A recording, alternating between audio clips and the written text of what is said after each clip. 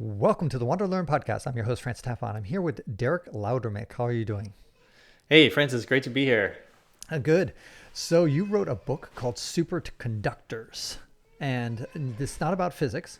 So tell us a little bit about I it. know the funny thing is, it was going to be called Conductors, and my publisher said, "Well, let's make it super, and that'll probably sell more books." And I was like, "Great." I know nothing about superconductors. In the physics term, I had to look it up. I was like, if I have a book called Superconductors, someone's going to ask me like, "What is a superconductor?" Actually, I probably couldn't tell you right now, but so I looked it up and I was like, it's unrelated. But superconductors. So the idea is, how can you get big things done? It's leveraging human skills and your ability to sort of coordinate groups of technology and people. So it's sort of the next level of being good at one specific niche or subject area, and I think that's where careers and business and everything is moving. So I wanted to write the book to help people with that. Excellent. And your specialty, one of the things that you talked about is with Malcolm Gladwell, for example. He has this 10,000 hours. You've become an expert at something. And you're like, oh yeah, fuck you, Malcolm Gladwell. I could do it in 100. Tell us about that. Yeah. So I think for most people, 100 hours of dedicated practice. And so this is, if you really apply yourself and don't see what a lot of people do when they try to learn something is they get sort of good at one skill, and then they practice that over and over because it feels good to practice something you're already good at, but you don't progress any further with that. So maybe people will practice something like, and this actually happens to me with instruments. I'll learn one song and then kind of just play that song forever and ever. But if you really want to become valuable in a marketplace, sort of in a career, or if you want to get towards where you're much more in a rarefied air, you're in the top 95% in the world, it takes this progression. And you can do that in 100 hours if you have well-crafted practice, which means you're continually assessing where you are and challenging yourself to move 1% better each time you sit down to train something. And so you can have a ton of progression in 100 hours and get really good at a skill, whether it's chess or public speaking or emotional intelligence, or any of these things. Like if you are really okay with being uncomfortable and being sort of off balance and a beginner, and that feels really icky for a lot of people, which is why people don't progress super fast in learning. But learning quickly and getting to world class quickly is like the meta skill that unlocks so many other things. Right. Now, let's use a practical example. Aliens, UFOs. You told me before we went on that you spent about 500 hours. So you're about 500 times better than Malcolm Gladwell about this. He doesn't know jack shit about aliens, and you know a little bit more. So tell us about how did you apply your process about the 1%, 1%, 1%? Did you apply it for this or not necessarily? No, I wasn't really applying it. This is more like the difference between reading a novel and reading a nonfiction book, whether you're in one, you're just sort of expanding your enjoyment and experience, and in another, you're like trying to get a specific piece of information that you can apply. So you read a book about selling so you can be a better salesperson or something. So this isn't necessarily applied yet, but there's this sort of immersion approach that I advise people, if they want to get to the sort of the cutting edge or the place where they can be creative, you need to sort of really fully understand the field. And this is what I got from being a scientist, was that I had to read, let's say 300 papers and spend a couple of years like talking to scientists in my field of virology before I understood exactly where the limits of our research was and sort of like where the opportunity for me to create new work. And so understanding the cutting edge is best done, I think, through immersion.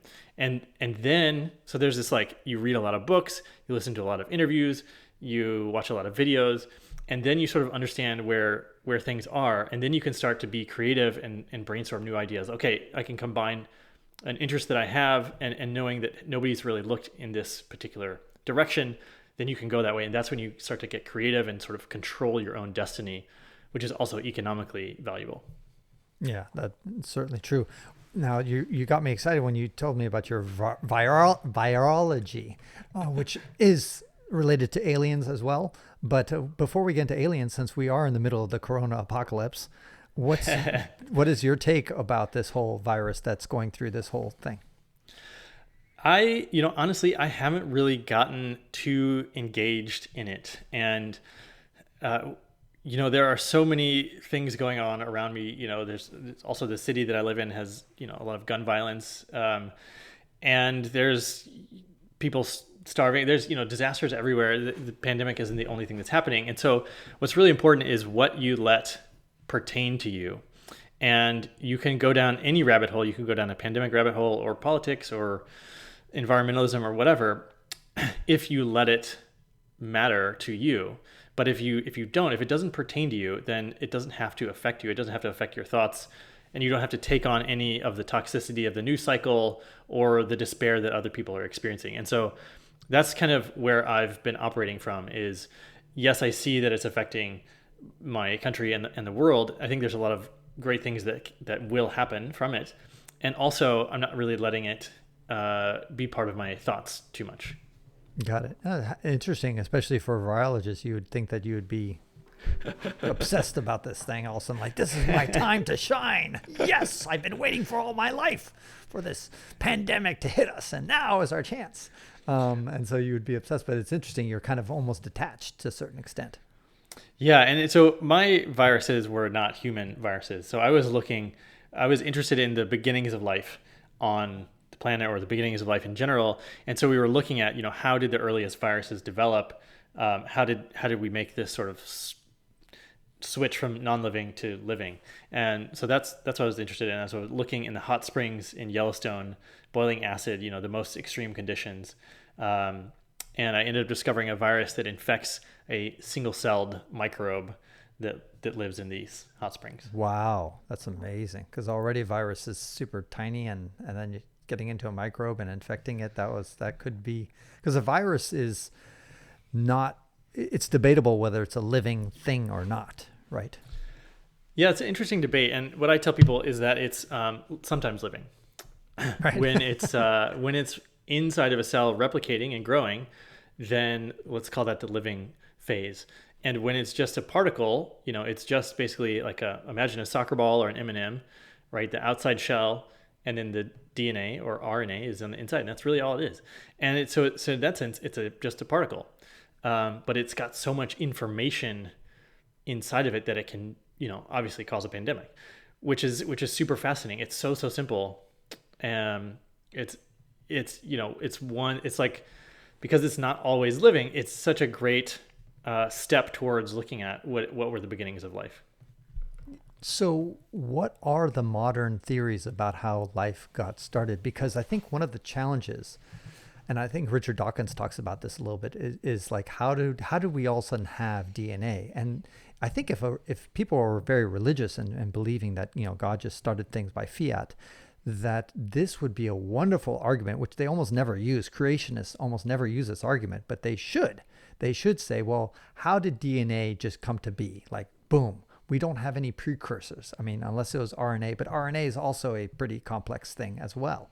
And RNA just doesn't, or DNA just doesn't spontaneously erupt out of nowhere. So either it's panspermia, that's one idea, but I guess but Richard Dawkins kind of, I think what he made this sense, and correct me if I'm wrong, was that his idea was that we had a self-replicating, very basic self-replicating organism of some sort early on, and they became more and more complex. But once we got to there, then DNA kind of got rid of or replaced, and so all those, there's no vestiges, no leftovers of those original self-replicating organisms. They're all gone.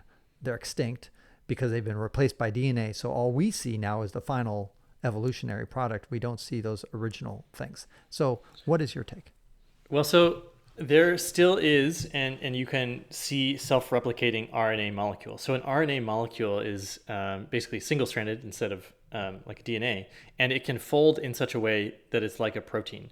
So it has some properties of a protein or an enzyme, but it also encodes genetic information. And so that's sort of like a precursor to a virus, is a self-replicating RNA molecule. And so the precursor to that is sort of free nucleotides and amino acids interacting, which you can sort of get if you apply electricity to sort of, primordial ocean, which they've done this experiment.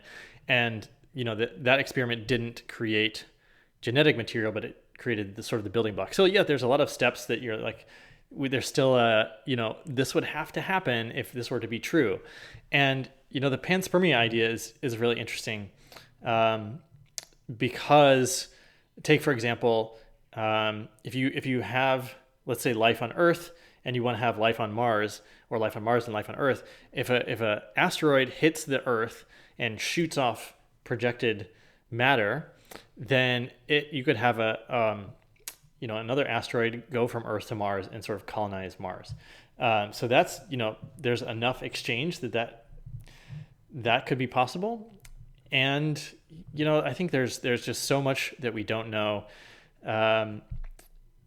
And so coming back to aliens and understanding different dimensionalities and life that perhaps exists with different frequencies or different vibrations that we can't see sort of in this 3-dimensional, DNA is supposedly interesting because it's a type of a molecule that shows up across dimensions. So I think there's potential for life in a bunch of different manners than we can even try to understand at this point.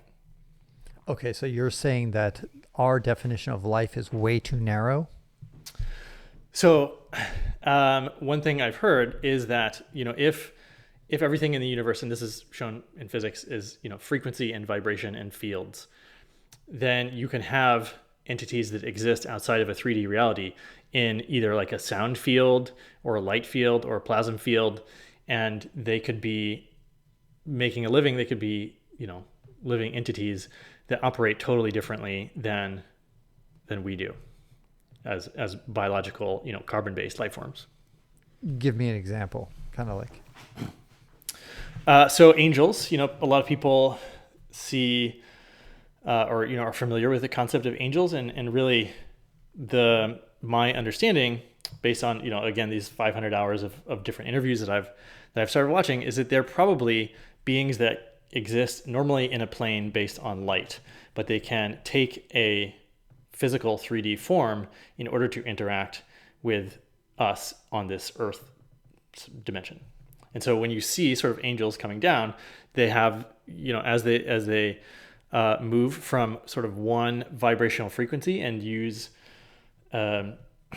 basically their consciousness to shift into a frequency that allows us to interact with them, that's when they sort of have this great glowing appearance to us. So are you mentioning this, is it as a scientist who's trying to explain the phenomena of angels, or are you approaching it from a religious perspective because, let's say, whatever religion you're from, that you're kind of trying to explain it that way? What is your tack here? Yeah, I guess I do like to have scientific explanations for things. The really hard part is a lot of measurable things. You can't, like, we haven't caught up with a lot of things in terms of being able to measure it. So at some point, right, you can observe phenomenon, right? Like, so let me say, like, the whole reason I got into this is because I started having dreams about crop circles. And crop circles they're beautiful, they're fascinating.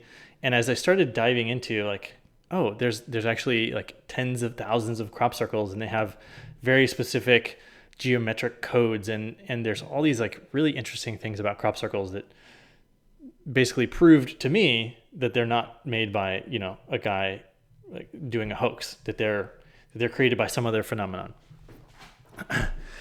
And so as I started to, like, go down this rabbit hole of UFOs, and then learning about interdimensional beings and all of these things, I started looking for, like, can I apply any of the science that I know and understand to these phenomena? And sometimes you can. Sometimes there's, basic physics experiments that show, like, the double slit experiment is probably the most credible one that shows our thoughts bend material reality. So we can create the physical world with our consciousness, and which is, that's super cool, right? Proven with science now.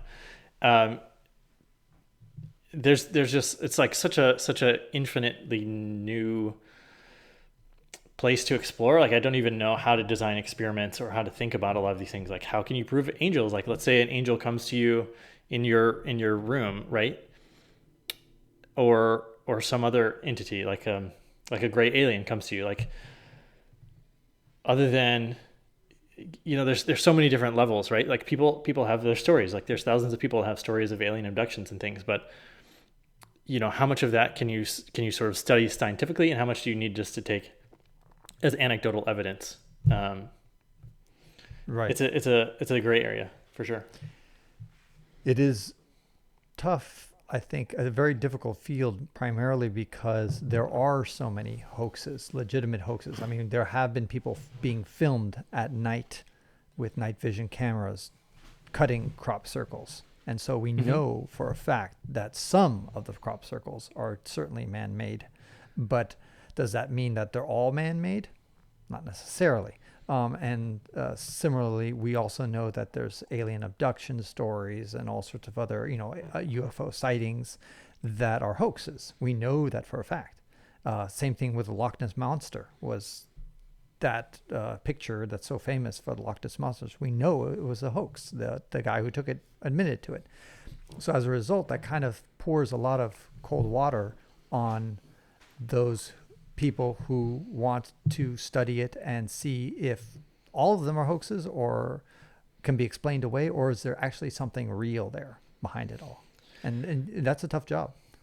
Yeah, and it doesn't help that there's been this since essentially the 60s, like a huge campaign to discredit anybody who tries to investigate. So scientific or journalistic, or just somebody who experienced something and they want to talk about it. Like, there's the bit, media and or intelligence sort of says, like, this person's crazy, and it shuts them down and they get kicked out of their communities.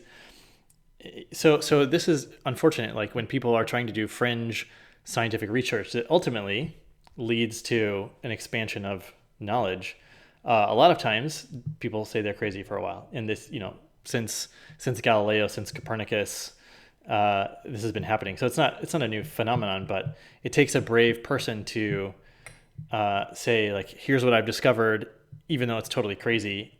And then eventually, that becomes an accepted truth. Right. And that's the challenge I think you're facing as just, somebody who investigates this, because you wonder, like, am I the Copernicus of my age? In other words, am I seeing something that nobody else sees and is not obvious right now, but it will become eventually obvious in a few centuries or whatever, once we kind of really hone this in? Or am I just another person who's believing antiquated thoughts, and I'm just still haven't accepted that it's disproven? For example, there's a lot of beliefs that people had in Aristotle's time. Aristotle believed a bunch of shit that's just not true. How he believed that the elements were earth, wind, and fire, and all this kind of stuff. They had a ton of beliefs that were eventually disproven. And so you wonder, like, what side of the fence are you going to end up on? Sure. And then there's this, take something that was like popular and then unpopular and now has come back, which is the concept of an ether. All right.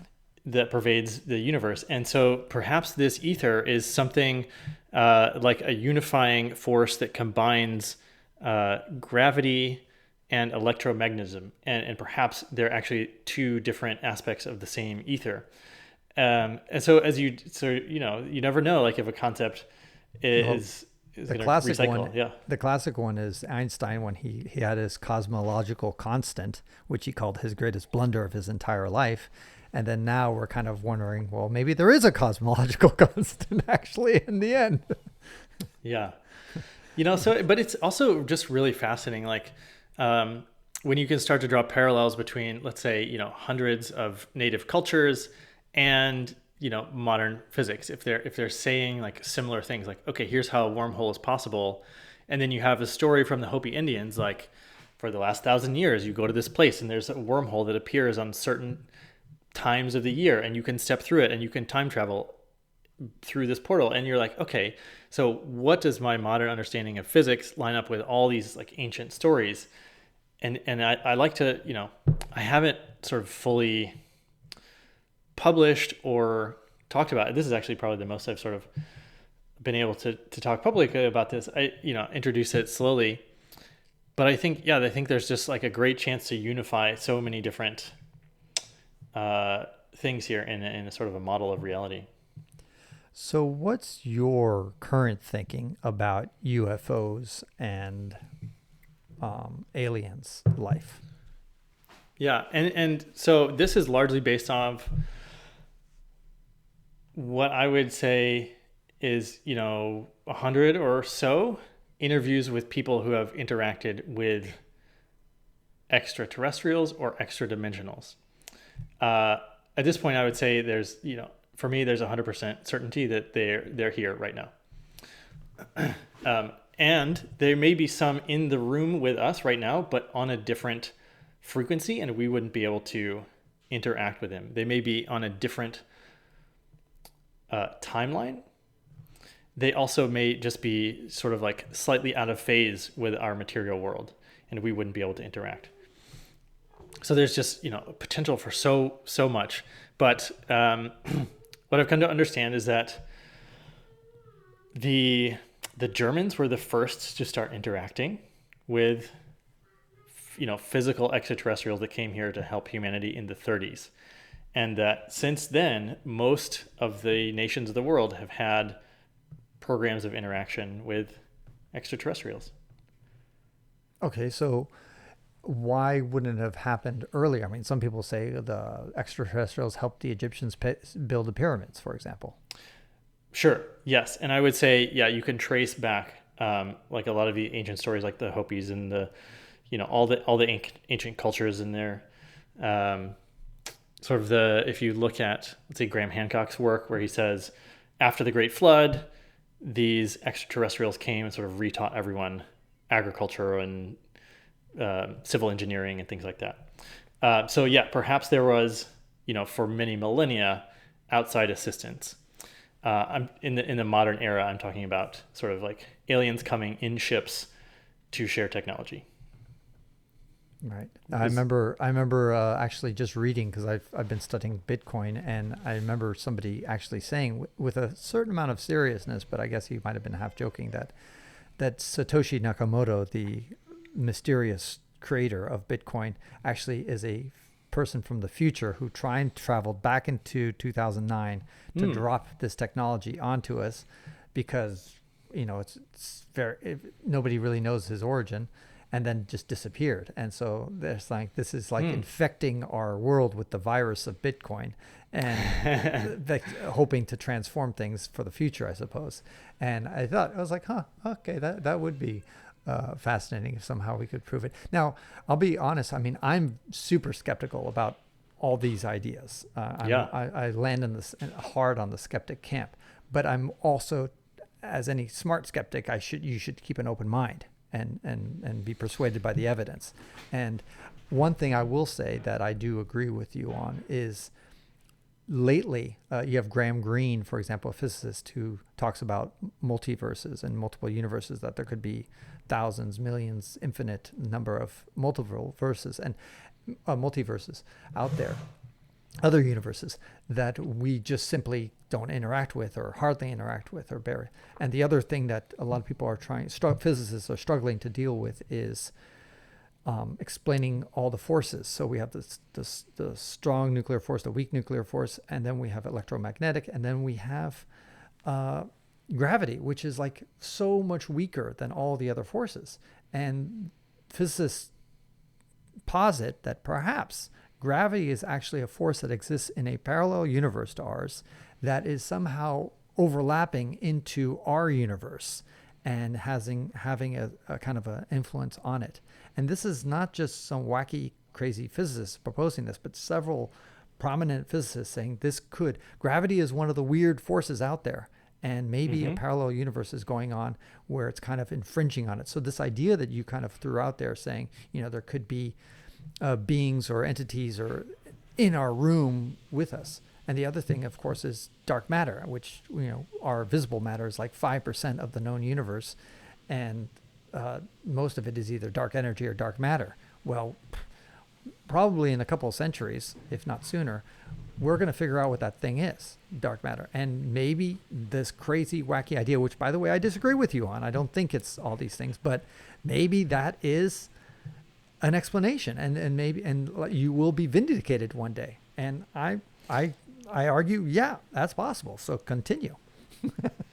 Well, and so I would say 2 years ago, right, one of my relatives was like telling me about aliens, and I was like, come on, do you really think they're aliens? And at this point, I have read and seen so much that there's no way I could not hold the beliefs that I have. So I've basically I've shifted my beliefs entirely from thinking aliens are ridiculous to sort of understanding that they're collaborating with people right now.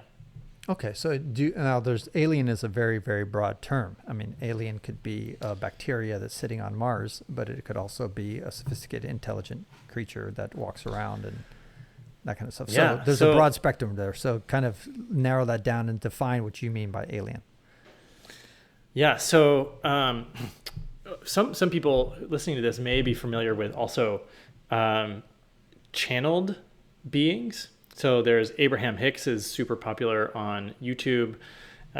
There's like it's all over YouTube. You'll find people who can sort of channel from other dimensions. So like a consciousness will come and speak through a person. And there's, tens of thousands of examples of people doing this on YouTube. And so a lot of times when you say like, who are you? If a listener were to ask the sort of channeler or the channeled being to say like, who are you? They would say like, oh, we're a 9th dimensional being of light, or we are a 7th dimensional being based in the Andromeda region, or something like that. And so these are sort of entities of consciousness that are no longer in physical form, or that never were in physical form, and they can just sort of project their consciousness anywhere they want at any time, and sort of because they're at higher dimensional levels. So that's why, an alien would just a foreigner essentially. So someone who's not based here on planet Earth. So there's also aliens like the little men who come here in spaceships and share ideas with us. And those are sort of your 3-dimensional beings that we can sort of shake hands with. And you believe all these different types of aliens, both the kind of more cosmic kind versus the more flesh and blood kind, both of them exist? Yeah, my understanding is that, even let's say, yes, that if you were to define life as like something that has conscious awareness, that let's say the universe or God is sort of universal consciousness, and that each life form is a small slice of that. It's a fractalization of the larger whole. And then you can have that, separated into all these different, I think there's 12 dimensions is what science has identified. And so I would expect you would find life represented at each dimension. Okay. No, to repeat, I mean, I'm a big skeptic. So I'm very incredulous to everything you're saying, practically everything. I mean, I'm just like, I'll tell you just how extreme I am. But this is a fascinating conversation, because I think this is what's good about podcasting and the internet, is to get people who completely disagree to meet up and talk with each other. No, because I mean, well, I don't know if we disagree either. And I would say, don't take my word for anything, but do your own research. Okay, fair enough. But in my limited research, I don't do as much as you, but my conclusions are polar opposite of yours. So polar opposite in some respects.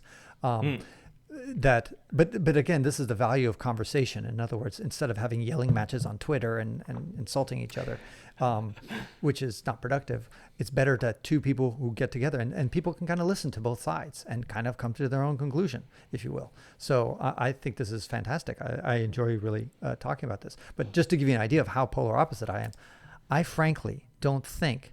I think life is fairly abundant in the universe, like microbiological, viruses and little tiny life, and maybe even occasionally you might find a vertebrate type life somewhere in a rare thing.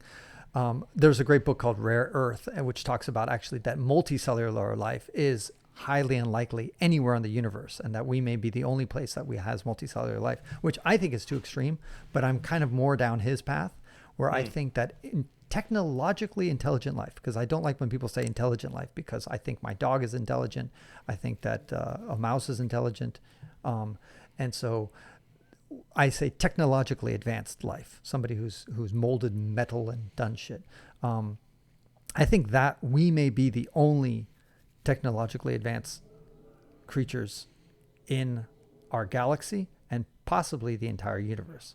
That's how extreme I am. I'm like way out there. So you're on this one extreme, saying that we're visited by all sorts of creatures and there's alien life. And I'm like, no, I think the Milky Way has only one technologically advanced civilization, and it's us. And what causes you to say that? Okay, so good question. What causes me to say that is that I think that when you have technology, there's an exponential rise. And if it continues, we're going to be very powerful, either type 1, type 2, or type 3 civilization, if you're familiar with the I'm not. Okay. So I'm going to mispronounce his name, but it's Kardashev scale of civilization. So a type 0 civilization doesn't use much energy. Type 1 civilization uses all the energy that hits their planet. So right now we're at like a type 0.7. So we're not using all the energy that hits, all the solar energy, the wind and everything. We're not harvesting that. A type 2 civilization uses all the energy that is in the solar system, I believe, or that comes off from the sun. Yeah, basically all the solar. So that means that we would harness and grab all the energy from the sun. And a type 3 civilization is when you harvest and use all the energy of the galaxy. So those are the three different levels of civilization based on energy utilization. It was a Russian scientist who came up with this thing about probably 80 years ago or something like that. And so if once you get to our level, you could imagine that it's going to be a pretty quick ride, relatively speaking, in order to become a type 1 civilization, and then eventually expand into the stars and start to harness all the energy of our sun. And from space, Derek, you can see the impact that human beings have on our planet. You can see the fields of agriculture that we've transformed. So you can see these nice little blocks, the crop circles or whatever. You can see how we've diverted rivers, made dams. You can see that from space, from orbit. In the same way, I think that we should be able to see the diversion and the odd anomalies that are almost impossible to explain by known physics. We should be able to see that in the heavens, so that when suddenly we would see, let's say, a star's orbit suddenly go retrograde and do something completely different, or that we expect a star that's moving a certain way to like suddenly disappear for really no apparent reason. Because why? Because a super advanced civilization ought to be having the energy and the power to harness and divert rivers of energy in the sky. So we should be able to observe all sorts of odd phenomena that we really have no idea in the heavens. And as far as I know, maybe of course I'm ignorant, but it doesn't seem that we've ever observed something that says, wow, that's completely different. Unless, of course, you submit that a black hole is something, is a machine that civilizations have created, for example, or just star creation is generally a machine that a civilization has boosted and is making it like a factory of stars, if you look at it that way. But I think we can explain those phenomena with general science and evolution of the solar system and the cosmos. Anyway, back to you. I would say that one, there's probably a ton of evidence already that we see manipulation in our solar system. If again, you were to sort of look for it, for example, we thought the rings of Saturn were unchanging, but it looks like they're being built and changing minute to minute if you look at sort of video footage. There's one example. Another example that's totally, I'm not sure where I stand on this, but ancient cultures have oral traditions and histories of a time before the moon. And if you look at the physics of the moon, it's in this sort of perfectly manufactured tidal lock where you never see the dark side of the moon. And what I've come to understand, and this is from, again, like hundreds of interviews of people that sort of study this, is that the moon is an ark, like a Noah's Ark that was deliberately placed into orbit some time ago around Earth. And that it's all, you can find evidence like it weighs 65% less than it should. And there's no previous observation of such a large moon orbiting such a small planet, and all these different anomalies, and including 3D sort of architectural looking structures on images of the moon, and all these things that would, you could say, compile evidence that the moon is a large piece of technology. Okay, which is interesting because that reminds me of 2001 Space Odyssey, where you have the monolith. Yeah, and so there's actually this great NASA images of basically that monolith on Mars. There's, they've estimated that it's like 4 miles tall. You can search for images of monolith on Mars. I believe it's on Mars and not the moon. But anyway, it looks exactly like the 2001 monolith, which I was pretty blown away when I saw that. It's interesting. I saw this book that was written, I want to say in the 1970s, maybe 1980s. And it's about the face on Mars. Are you familiar with the face on Mars? Mm-mm. Okay, so... Oh, actually, yeah. There was a picture. It was a very grainy, fuzzy picture taken by one of the early Mars exploring vehicles that we sent out there. I don't remember if it was the Viking or what it was that took that picture. Right. And it looks like a human face. And this guy wrote an entire fat book, like a 400 or 500 page book, kind of like analyzing it, speculating on it, talking about the civilization that built this face and da da da da da. Okay, that was all happening in the 70s or 80s. And then in this century, 21st century, we started imaging much sharper resolution with the Mars explorers that we sent out there. Yep. And it turns out that fuzzy looking face actually doesn't look at all like a face once it's in high resolution. Or the shadows are different or something like that. Exactly. Yeah. And I've thought to myself, I wonder how it would be to be that guy's wife. Because the wise wife was probably just, he sees her husband spending untold hours analyzing this fuzzy image and coming up with all sorts of theories and that kind of stuff.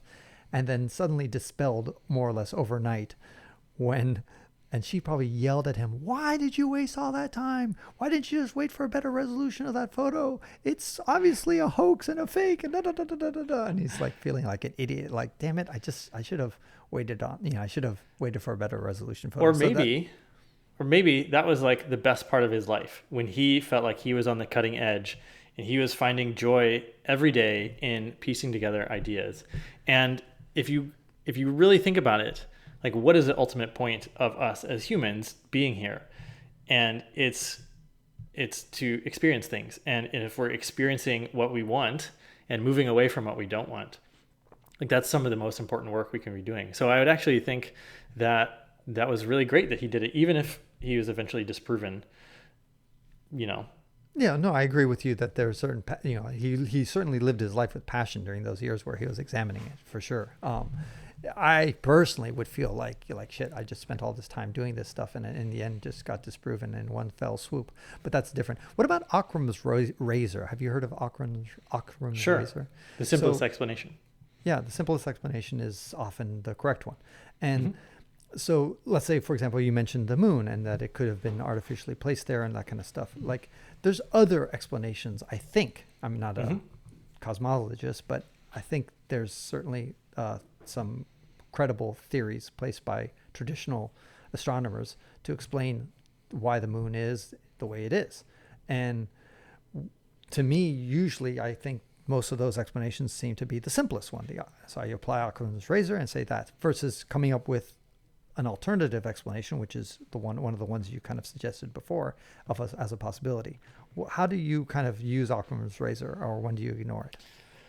Well, if I would say if you want to compare two theories, right, then you would have to fully understand why each of them makes sense, and then say which one really is the simplest. And because there's probably like a many factorial, there's like, here's 10 pieces of evidence why it's a natural rock, and here's 10 pieces of evidence why it's a machine that was placed there in geosynchronous orbit, or a satellite. Then you sort of have to take like the probability of each thing in aggregate and say which is more likely, and it's pretty impossible to do, right? So I don't know. At this point, I would say there's no great way to apply Occam's razor in this sense, because in one sense, it's just someone putting it there is the simplest explanation. Sure. No, absolutely. It kind of reminds me of Adam and Eve. I mean, it's just like the simplest explanation. Well, God, what's simpler than just saying that Adam and Eve were created by God and just boom, just placed there? It's a simple idea. Come on, what the hell? This whole evolution that we come from microbes and we evolved from amphibians and we came out of the earth. God, what a complicated explanation. Darwinian theory is just like, sounds like complete bullshit and just like crazy idea. It's so much more simple to just say that there was a God that just placed Adam and Eve and created all the creatures and just threw them on the earth, and that's it. That's a simple explanation. It's true. Yeah. So it's what I expect to happen is that, so part of my understanding is that we're passing, like, our solar system and Earth is passing through a field in the Milky Way right now. Which is part of a 62.5 million year cycle. And every 62.5 million years in the fossil record, you see these huge jumps in evolution from, let's say, mollusks to fish, or from, all of a sudden trees show up, or all of a sudden, so you see these like punctuated moments where evolution accelerates much, much quicker. And so I'm not sure exactly what's happening, but perhaps like the field we're passing through, which by the way is causing global warming on every planet simultaneously right now in our solar system, all the way out to Uranus and Venus, like every planet is experiencing the same sort of global warming that we are. And so we're passing through this either a gravitational field or electromagnetic field created by the black hole in the center, a sort of a pulse field that we sort of orbit through. And where am I going with this? That we are going around. By the way, it is true that we are orbiting. Our solar system is orbiting around the galaxy, and maybe many people may not even know that or realize that yes, we go around the sun, but the sun goes around the entire Milky Way galaxy in its spiral arm. Continue. Yeah, and so the theory is that as we pass through this field every 62.5 million years, you get these sort of like huge steps in evolution of the complexity of species on the planet. And so it may be slightly different than the sort of like gradual evolutionary process that sort of Darwin was imagining. I see. Yeah, I mean, but I do think there is, I can't remember the biologist who was talking about punctuated equilibriums. In other words, yes. Kind of like evolution jumping in steps. And that's not necessarily against Darwin. It just, one interpretation of Darwin, and I don't think Darwin was explicit about whether it's a smooth kind of linear curve or whether it goes in a stair-step fashion.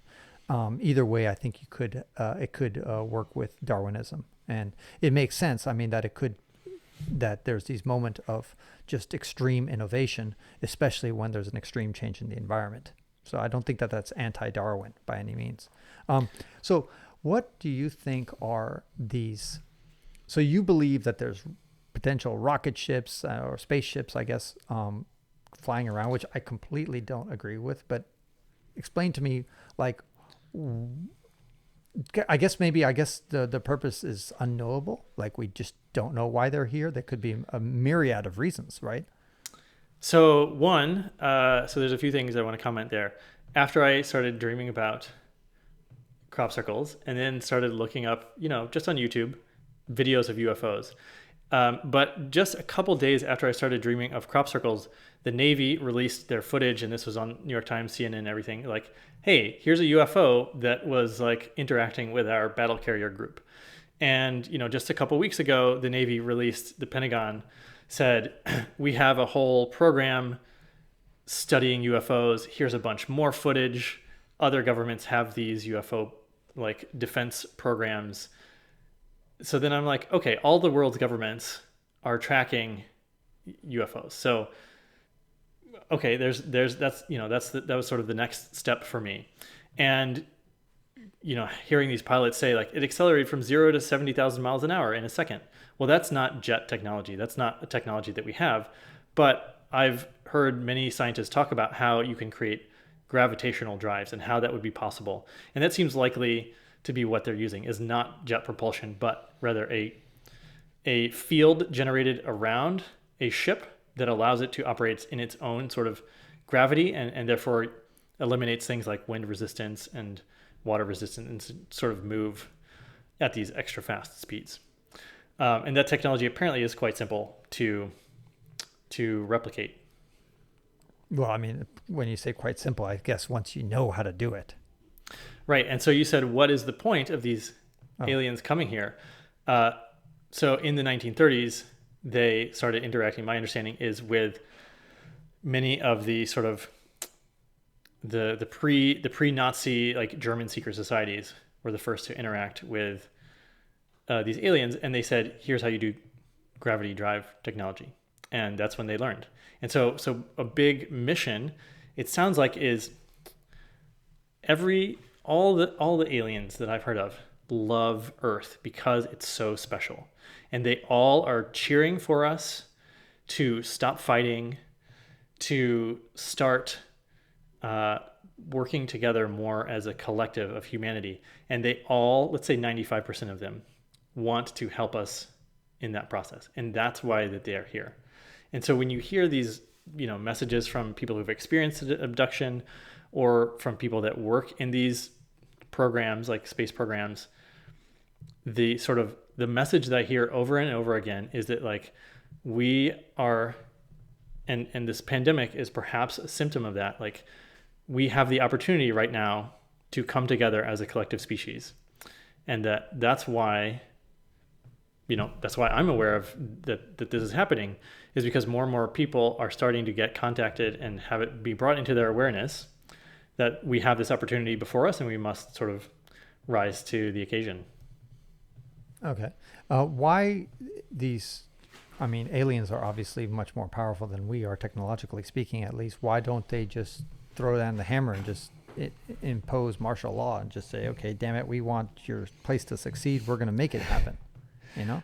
Because there's a universal law that each entity has to have free will. And so you can encourage and you can help, but you can't take something away. You can't take away someone's free will, and that will have consequences for whoever takes away someone else's free will, which, we've seen, right? Like, people do bad things on Earth, like ultimately it comes back to bite them, right? So ultimately, like, we have to get to a better place on our own. So you're not allowed to sort of theoretically, galactically, you're not allowed to just interfere in that sense. Derek, what do you think is our future in this century? In other words, do you think that there's going to be some monumental discovery down the pipe? Yeah, a few things, I think, within the next, even so this year, 2020, I think more and more governments will just sort of declassify their UFO programs and we'll just learn more. I don't know when we'll see aliens walking in the streets, because honestly, I think that would be super scary for most people. I think it would just blow our minds too much. Now, some people say that they're already walking on our streets, that they're among us, that Elon Musk is an alien himself. well, let's say use an alien that looks different, Oh, I see what you mean. Okay. like a non-human alien. Okay. That would just Biological, if or maybe that's the other thing is like I don't think you see a lot of alien stories. I really don't think that an alien will be biological in nature. I would think it'd be almost all synthetic. yeah, perhaps there's the whole range, like because we were talking about light entities, like so perhaps there's biological, and then sort of your cyborgs and your lights. But I haven't heard as much about the sort of, because what I hear is that the more you develop your consciousness, the less technology you need. All of a sudden, you can take care of everything through applied consciousness and applied thought rather than having a machine need to do it for you. So I think right now humans are really good at like tinkering and innovating and stuff like that on sort of like a machine level. But I think by the end of this century, our consciousness will have progressed that will move past needing a lot of machines. Whoa, you're saying machines are going to go down by the wayside? We're going to become Luddites? I don't think that's. I think like if you can just sort of like travel through teleportation with your mind, then why drive a car, for example? And yeah, I think there's this expression that I've heard, like the more technology you have, the less technology you need. So like imagine like every piece of technology just being still condensed into the iPhone, more and more and more. And then the iPhone being condensed down into just like a little like a necklace that everybody wears. And all the technology is just in one single little thing, and it just does everything for you. I kind of expect that's the direction we'll go. Now, a lot of times, I studied religion, that's my degree in religion, but yet I'm an atheist at this point. After having studied so many religions, I studied so hard, I was like, oh, screw this, I can't believe any one of them. So I started off religious, but I became atheist in the end. And sometimes people, I wonder, like, what would it take for me to become religious? And sometimes I was like, well, if there's a big booming voice in the sky saying, I am Allah and the Quran is the right thing, and, believe me, then I'd be like, okay, that's probably, if I really can't find any other explanation, I could maybe come to the conclusion that that is the legitimate religion, and that we should all become Muslims. But barring that, it's going to be very hard to convince me otherwise that one religion is the right religion. It's hard because I've studied it so profoundly.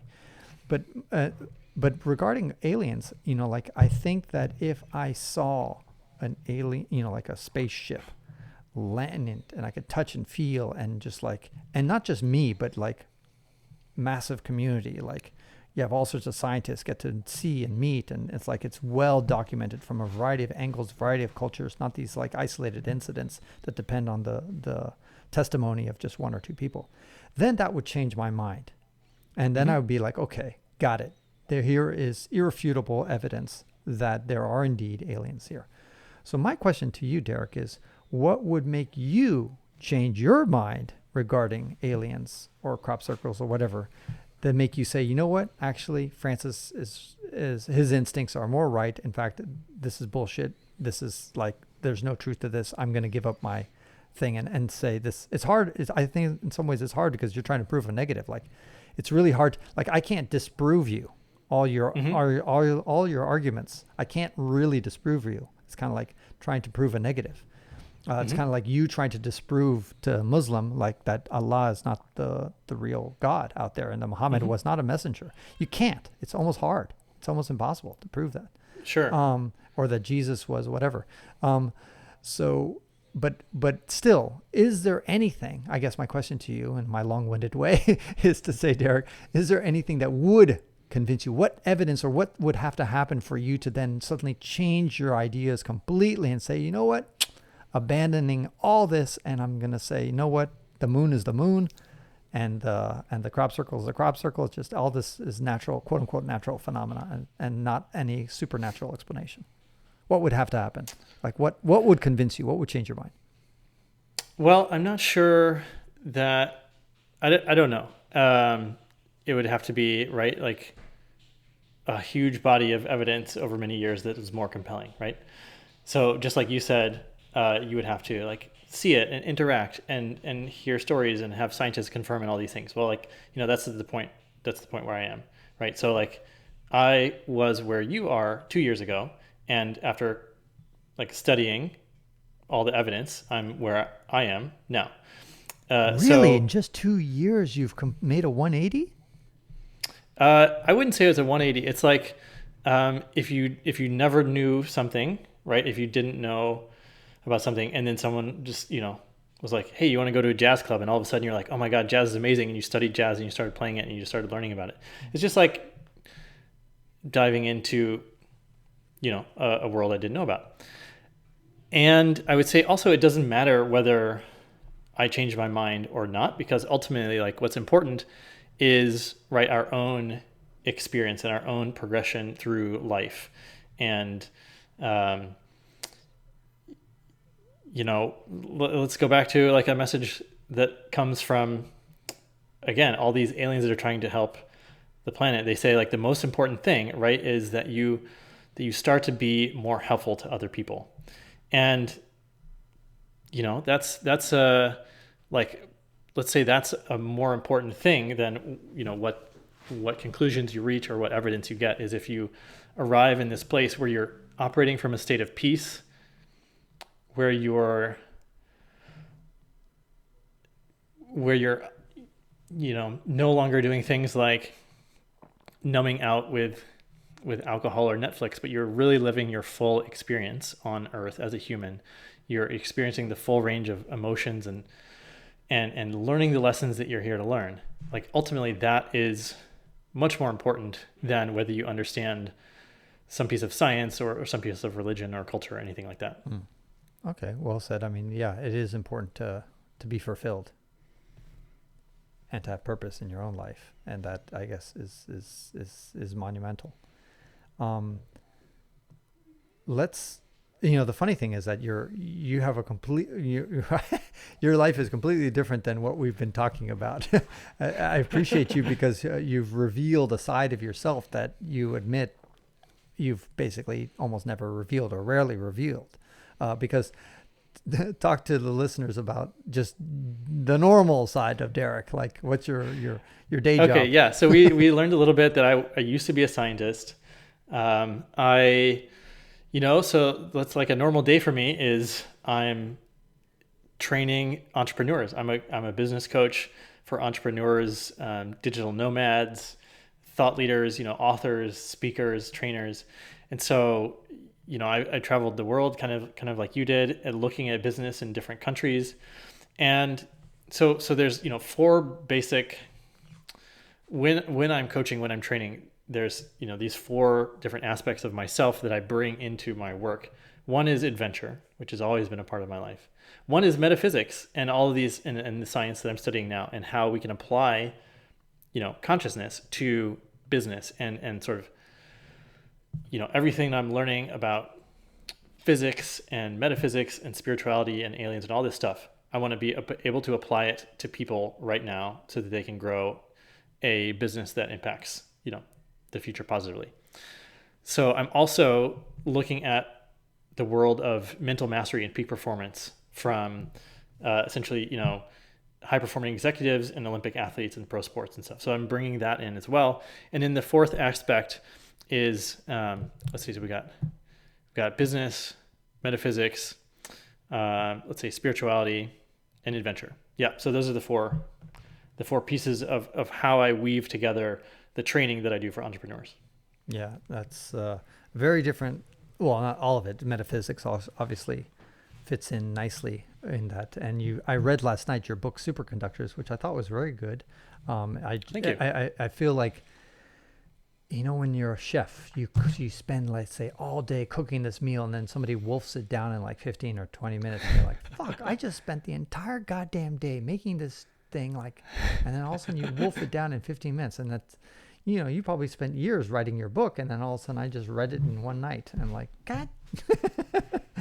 You're like, I spent a lot of time on that, Francis. You just run through it so fast. But it's actually a very readable book because you break it out into sections. So Superconductors is a great business book. It's a great self-help book, I think. It's easy if you hit a section that is not applied to you. You can skip it or slow it, and it's very modular in that fashion. So that's what I think made it super easy to read. No section is that long, so you don't get bogged down. And there's a lot of practical how-to steps throughout the whole book. So I commend you on having written that, and I hope you do successful. I'll put a link in it in the podcast notes. Thank you. And for those who are curious, it has absolutely nothing to do with all the metaphysics and the things that we've been talking about today. It's a completely different side of Derek that is, I guess, more quote unquote down to earth. Yeah, and ultimately, like, I wrote that book because I want so you can read books and you can understand concepts, but until you apply them and know what it's like to be a person who is, let's say learning. We talked about learning at the beginning of the episode.